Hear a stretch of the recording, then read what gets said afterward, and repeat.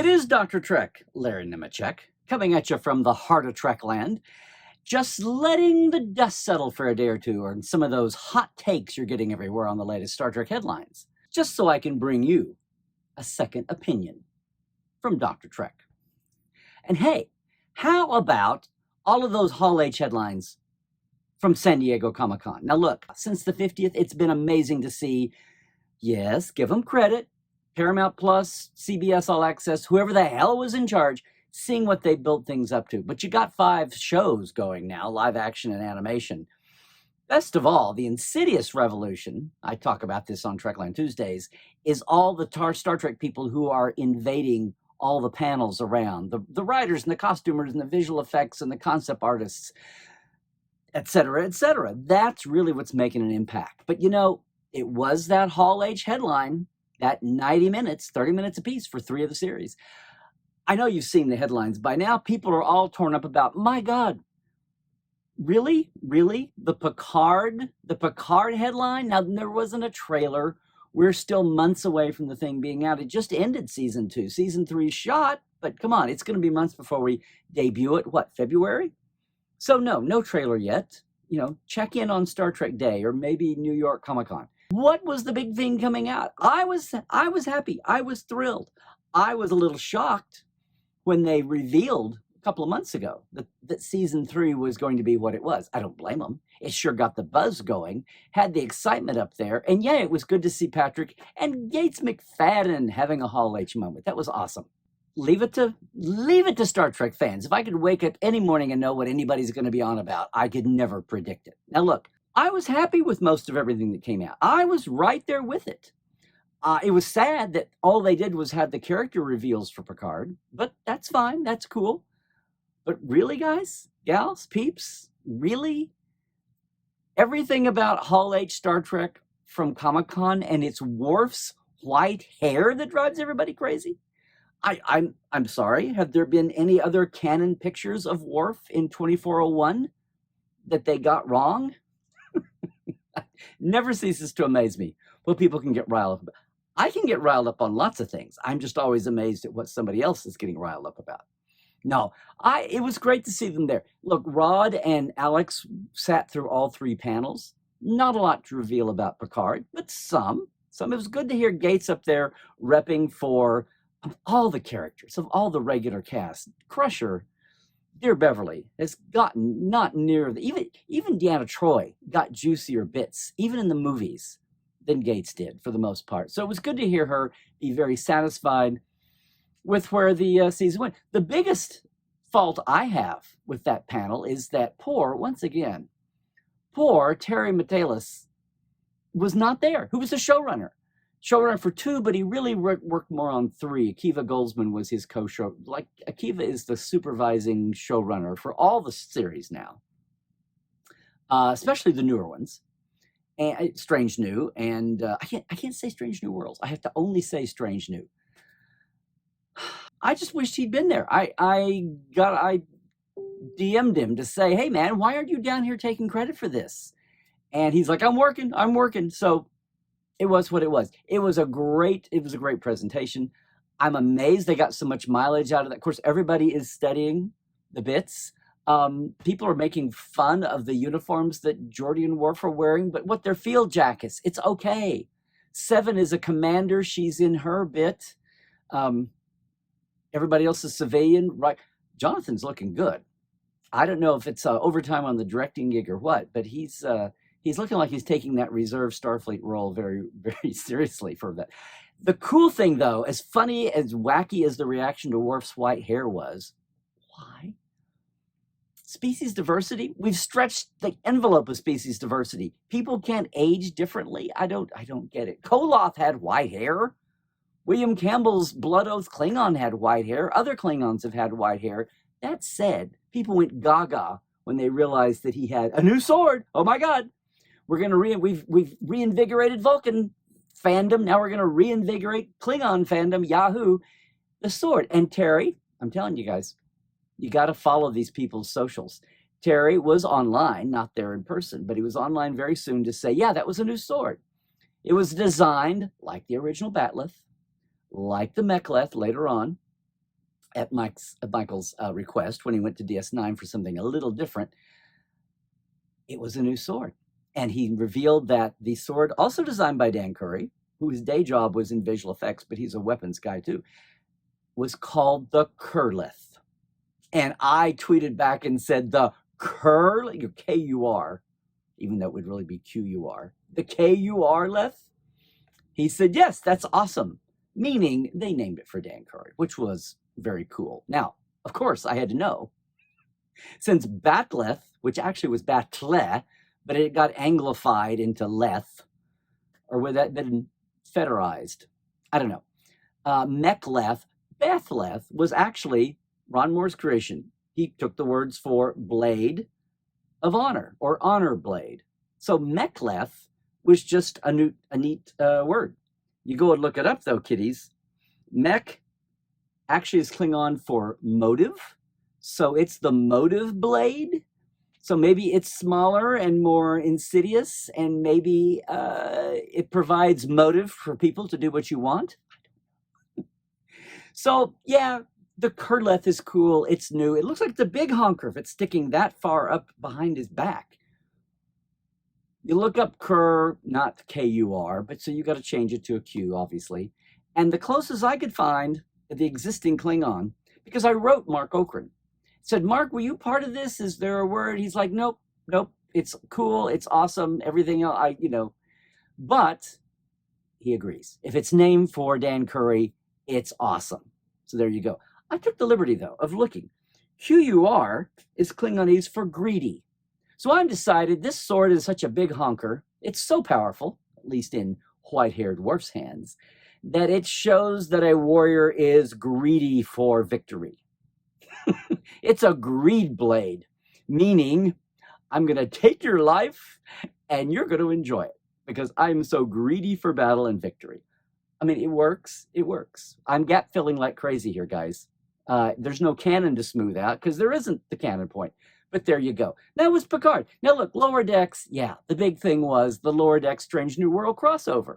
Eventually, Lower Decks did have that wonderful trailer. Everybody got in your freeze frame, pausing on your mouse or your screen fingers back up to speed. Have you sent your fingers back to the gym? Because you're going to be Easter egging, frame grabbing, freeze framing Lower Decks again. You forgot. You're out of shape, right? Lower Decks is 22 minutes. Everything else is nearly 60, but there are 47 times the need to frame grab in a Lower Decks. And that trailer, oh my God, was amazing. Just so you know, when Mariner, you see them at the little college fair, the little career day tended thing, which is hysterical. She's yelling out, get ready for Warp Time excitement. That's not just a random goofy line. It's the back panel of the Wrath of Khan novelization. It's the blurb line at the top of the back panel. But it's Lower Decks. It's Mike McMahon. You forgot, didn't you? It's just wall to wall. What else? What can you say? What can you say aside from just already trying to frame grab Andorian werewolves? What? The nightmares? It's all hysterical. It's all hysterical. The big news, though, wasn't even at their panel, of course. It was awesome to see all that cast together, as many as there were there. And Don Lewis, who's Captain Freeman, had this great, great heartfelt story, getting to know a fan reaction. Their fans getting to know her live, which hasn't had a chance to happen with COVID, and telling her story there about sharing the news of getting cast with her four brothers, who and she were all huge fans early on and were so affected by Nichelle Nichols and Whoopi Goldberg, her personally as a Black woman, going into her acting, going into her voice work, and to get this job that she didn't know what it was, like almost everyone else. Didn't know it was a Star Trek until they were there. True test of faith and courage. It was really, really a wonderful, wonderful little, heart moment. It was very sweet to be able to meet her later on at the big Trek blowout party. But no, the Lower Decks headline was the crossover with Strange New Worlds, which is already riding this wave, having just finished up their season, right? And Lower Decks is the only thing with the trailer, but it's the one that's coming up next. So it makes sense. It makes sense for them to have a trailer. Strange New Worlds is going to be another year. Okay, 10 months from debuting, but they're out there to bask in the current glory of the finale in the 10 episode season. And also to be there so that, Tawny Newsome and Jack Quaid can crash them with this announcement, the headline grabber of the day, even more than Worf's white hair, of this crossover. Now, I had heard about it through the grapevine. I will not divulge my sources. 2 or 3 months ago about this crossover episode and understood that those actors are going to play their real life characters. Nice thing. It's so nice that almost every character on Lower Decks, the main characters, are drawn to look like their real life counterparts. What a convenience for something like this. What's funny is, very sneakily, I did not realize until I heard him just kind of throw it out there. And I always wonder if that was allowed or they just kind of went there because Anson is exercising his lead muscles. To mention Captain Pike is going to be in a very buff 2D version. So he'll be animated. So what does that leave the overall plot? I knew that the Lower Deckers were coming over, at least those two were coming into live action. Here's what I've seen no one else discuss, though. Everybody's agog about the idea of them as live action, or even as April as an animated character. Maybe they'll be crossing over both ways. But whatever the plot is, no one's mentioned the fact that Lower Decks is 24th century. It's 2380. And what? Strange New Worlds was way back in, maybe now it's 2260. You're talking about 120 years difference. You're already going to have a time vortex difference. You're already going to screw with everything. Why not? Hey, Dorothy starts off in black and white Kansas. She winds up in Technicolor Oz.